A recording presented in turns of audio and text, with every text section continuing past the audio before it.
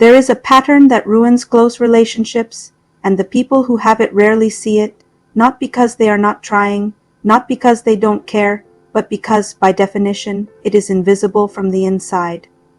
According to relationship therapy, there is a psychological concept known as unconscious relational patterns. These are automatic behaviors, reactions, and expectations that can negatively impact relationships. Such patterns can create conflict, emotional distance, and disconnection, often without the individual even realizing it. Today, we will explore the 6 most common yet invisible relational patterns, with special emphasis on the 4th. This particular pattern is frequently observed by therapists but often goes unrecognized until a crisis occurs. Pattern 1. Missing the bids. In the 1990s, relationship researcher John Gottman revealed the concept of bids for connection. These are small moments when one partner reaches out for attention.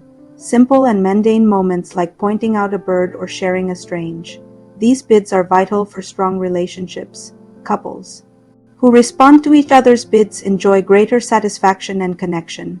Yet, many of us make bids that go unnoticed because they often appear as casual comments or small talk. When bids are frequently ignored, the bidder may feel unheard and hurt, and may start to withdraw, quietly weakening the emotional bonds as we learn more. Keep in mind how easily these subtle patterns can go unrecognized, yet profoundly impact our relationships. Pattern 2. You defend when the other person needs to feel heard.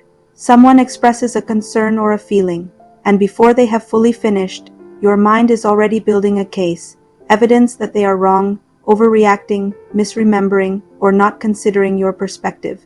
Defensiveness is one of the 4 relationship behaviors Gottman identified as most predictive of relationship failure. The problem with defensiveness is that it is almost always experienced by the person doing it as rational self-defense, but to the person on the other side, it feels like their experience is being rejected. They came to be heard, and they got a counter-argument instead. The antidote is simple to describe and genuinely difficult to do. Acknowledge what the other person is feeling before you respond to its accuracy. Pattern 3. The distance creates the chase, and the chase creates the distance. One person pursues connection. The other retreats. The pursuit intensifies the retreat, and the retreat intensifies the pursuit. Both people are trying to manage their own attachment anxiety, and neither person in this dynamic is the villain, but both are suffering. What makes this pattern invisible is that each person is responding rationally to the other's behavior. The pursuer pursues because the other person has retreated, and the retreater retreats because the pursuit feels overwhelming. They are both reacting accurately to what is happening, and neither can see that they are generating what they are reacting to. Breaking this pattern requires one person, ideally both, to stop responding to the behavior and start responding to the underlying need. The pursuer's need is reassurance that the connection is secure, and the retreater's need is reassurance that closeness won't cost them themselves. Here it is, the pattern therapists say they see weekly, the one most people have never named pattern 4. You assume the worst about why people do what they do.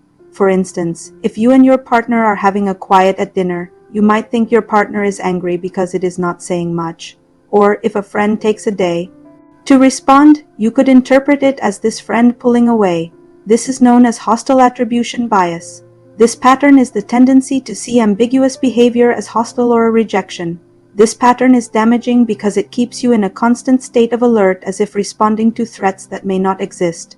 For instance, your partner's quietness might stem from being tired or stressed, but from past unrelated situations and people, you've learned that distance means failure, and you automatically misinterpret the situation. Your relationship suffers not because of your partner's actual behavior, but because of the meanings you have attributed to the situation, and this is often happening without your awareness. Stay tuned for the science that explains how to handle this. Pattern 5. You go offline when it matters most. There is a physiological threshold called flooding by Gottman, at which the brain effectively loses access to its higher order functions under relational stress. Heart rate climbs above 100 beats per minute, the prefrontal cortex, the part responsible for empathy, logic, and emotional regulation, begins to go offline, and the body shifts into pure survival mode. When this happens during conflict, The person who is flooded cannot actually have the conversation they need. They can't access nuance, empathy, or their own emotional clarity. They go blank, or they explode, or they leave, not as a choice, but because their nervous system has decided for them. This is called stonewalling when it looks like shutting down, and it is experienced by the other person as abandonment, indifference, or cruelty, but it is rarely any of those things.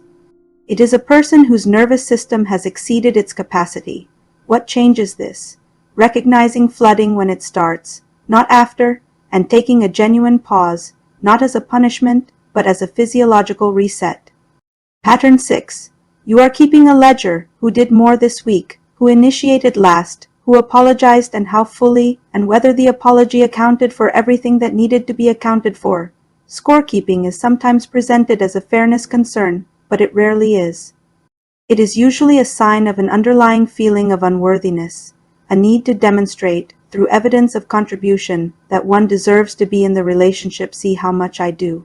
See how hard I try. You can't leave me. Look at the ledger. The problem is that a relationship in which both people track the score cannot be a place of generosity.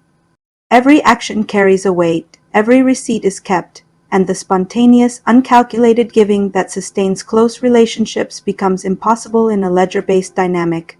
The invitation is here, not the command. The invitation is to notice when you are counting and to ask, what am I actually afraid of? All 6 patterns have something in common. They are responses to perceived threats within the relationship, and perceived threat within a relationship activates the same ancient subcortical protective systems as physical threat in the world. Your body does not distinguish between a lion and a partner who didn't reply to your message.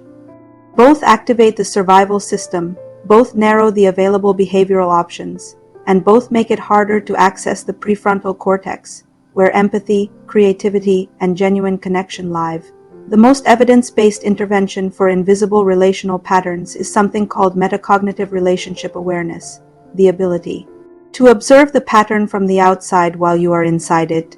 Research on couples who successfully change long-standing patterns shows that change rarely comes from a single insight or conversation, but from accumulated micro-moments of catching the pattern early enough to respond differently. There it is, I am defending. What does this person actually need from me right now? That pause is where the pattern breaks. Emotionally focused therapy, developed by Sue Johnson, is the most research-supported approach for relational patterns rooted in attachment. It directly targets the underlying emotional bids and attachment fears beneath the surface patterns, and you don't need a partner to begin this work. Understanding your own patterns, recognizing your own triggers, and learning to stay present in your nervous system when it wants to shut down or explode are individual steps anyone can take. Which pattern felt most like the one running your closest relationship right now? Not which one you have done once, but which one feels like it has been there for a long time in multiple relationships, showing up reliably enough that it might not be the situation's fault. If you can name it, even approximately, even uncomfortably, that is significant. Most people spend years inside these patterns before they can step outside of them long enough to see them, and you just did something that takes most people much longer to do. If someone came to mind while you watched this video, someone whose relationship seemed to follow the same painful path over and over, share this with them. The most compassionate thing we can sometimes offer is the name for something someone has been living without language for. If you want support doing this with a professional, someone who can help you see the pattern when you are in the middle of it, BetterHelp connects people with licensed relationship-focused therapists online. The link is in the description. Take care of the connections that matter most, and we will see you in the next one. We are Neuroform Studios, foundation, guidance, transformation,